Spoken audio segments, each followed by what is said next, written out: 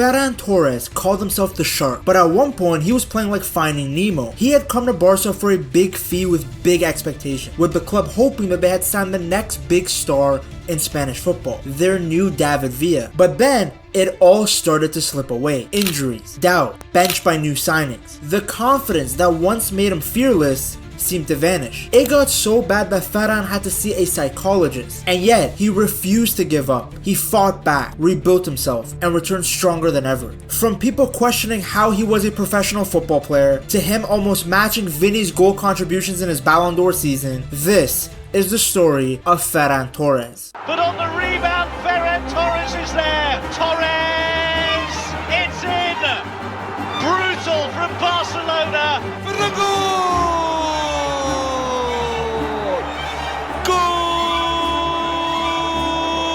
Talk about an impact sub.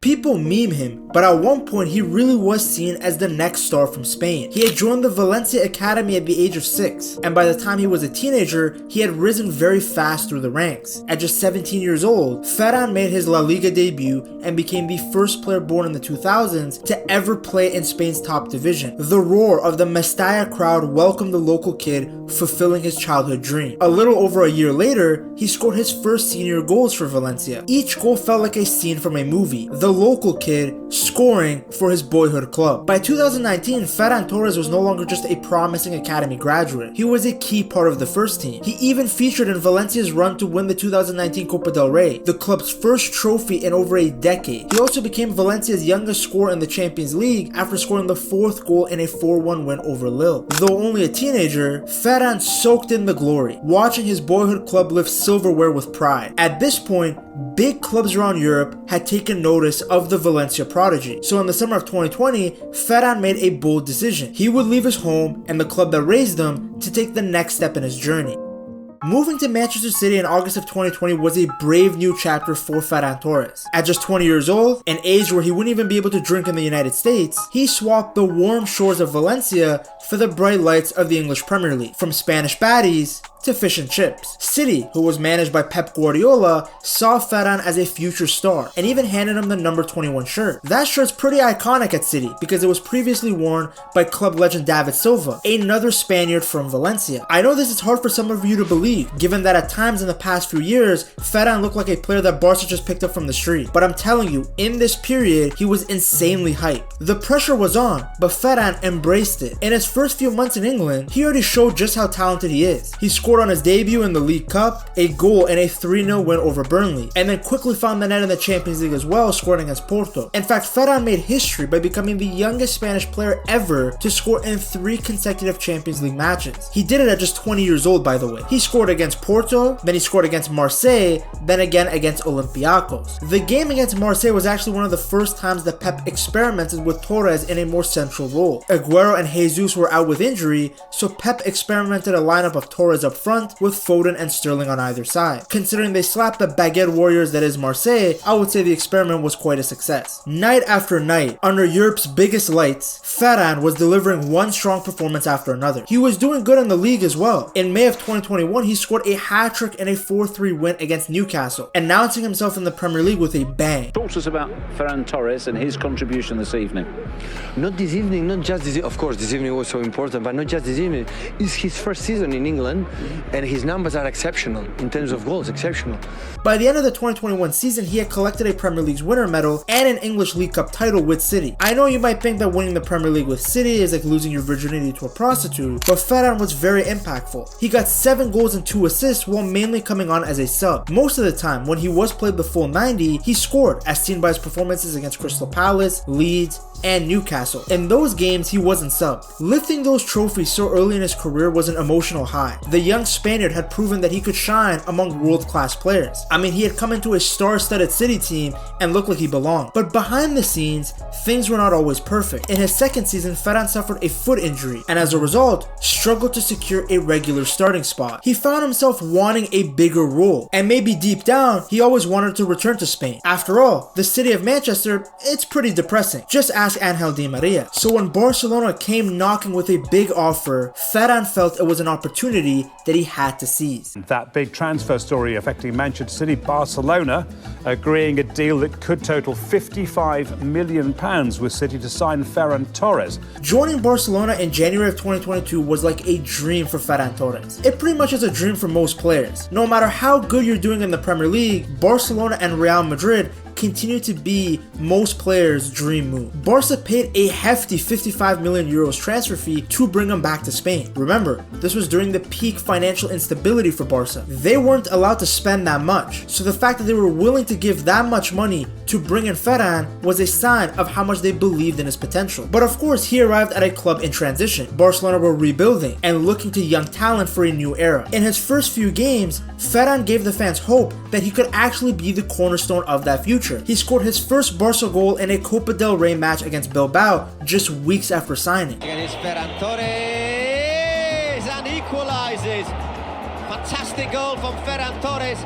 In March of 2022, he played in his first El Clasico against Real Madrid and shone, scoring a goal and setting up another in a 4-0 win. I mean, seeing this guy celebrating a goal at the Santiago Bernabeu in the famous Blaugrana jersey felt like a pretty cinematic moment. It gave me the same feeling that I had when I saw David Villa score against Real Madrid all those years ago. A kid who idolized Spanish legends was now slowly becoming one himself, shining on football's biggest stage. Having said that beautiful moment suddenly was forgotten, as Ferran's Barcelona journey soon hit rough waters. The 2022-2023 season brought new challenges and new stars to Barcelona, with Ousmane Dembele getting back into form and big name signings like Robert Lewandowski and Rafinha. Ferran suddenly had to fight for minutes. It was like his time at City all over again. His form took a dip, the goals dried up faster than my balls when I see Betty White, and his confidence started to slip away. Week after week, he found himself on the bench, watching others play in his spot, and for the first time in his young career, he began to face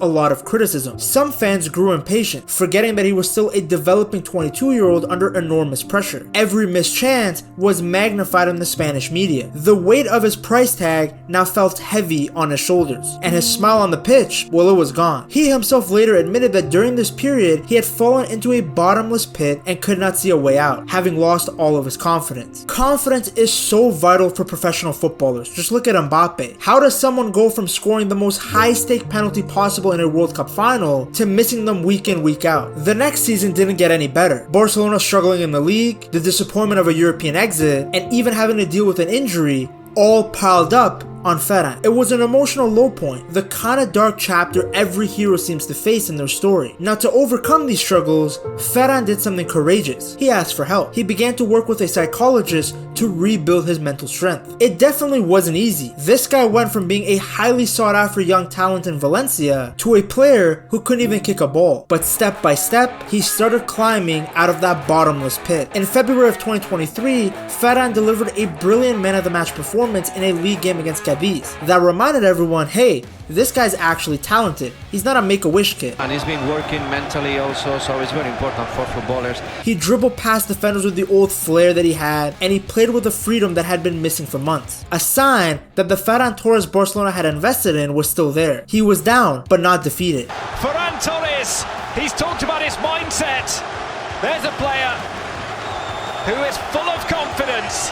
Early 2024, he marked his 100th appearance for the club with a sensational performance, scoring his first hat-trick and providing an assist in a 4-2 win against Betis. It was a night of redemption. Each goal he scored felt like an answer to all of his doubters. His road to redemption has now reached its peak, having struggled under Xavi's leadership, and even not looking the best under the initial reign of Hansi Flick, Ferran has emerged on the other side with a new mentality. He even said that he loves being hated because it gives him the drive to prove people wrong, and he's done exactly that. His revival has only continued as the season has gone on. In the Champions League, where it matters so much for Barca, he scored a brace to secure a 3-2 win against Borussia Dortmund, a game that honestly at one point seemed like Barca were going to lose. On yet another European night under the bright lights, Ferran was the hero once again, showing composure and being clutch, just like he used to be in his City days. The critics have been shushed. I'm talking literally, that's Ferran's celebration. It's slowly becoming a bit of an iconic image. The one time that he didn't do the shush was in February of 2025. And that made sense because it was a very poetic moment, a pivotal part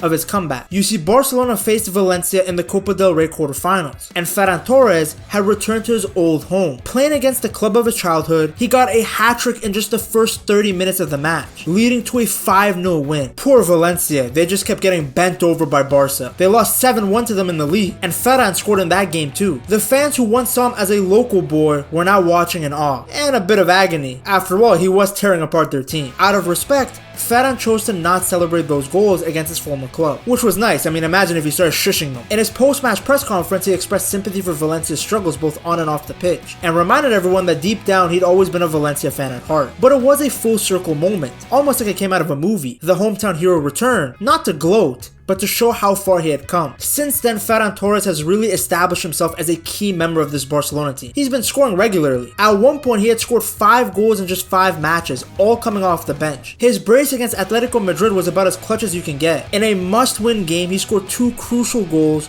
for Barca to make a comeback and beat a team that was right on their tails in the La Liga title race. It's no wonder that he's regained the trust of Hansi Flick and his teammates. He's literally outperforming Vinny, who was supposed to be doing things 10 times harder and is supposed to be a superstar. But more importantly, Ferran has regained belief in himself. The shy young player who once lost his confidence is now playing with a fearless grin. He's learned to channel the pressure and even the criticism into something actually positive. And you can tell he's finally enjoying playing football again. Yes, football is actually a lot of fun when you're scoring goals and winning matches. Unless you play for Getafe. Ferran Torres' story is a reminder that player development isn't always linear. He has seen the highest of highs and the lowest of lows. Through it all though, Ferran never lost love for the game. Even when he felt broken, he chose to fight rather than give up. Of course, Flick deserves a ton of credit as well because he has profiled him correctly and put him in a situation to succeed. It's a journey that inspires not just Barcelona fans or Valencia supporters, but anyone who believes in the power of perseverance. Ferran Torres fell, but he rose again. Now, he's not the only player to reach another level under Hansi Flick at Barcelona. To see how Lamine Yamal is just way too good at only 17 years old, you gotta check out this video right here.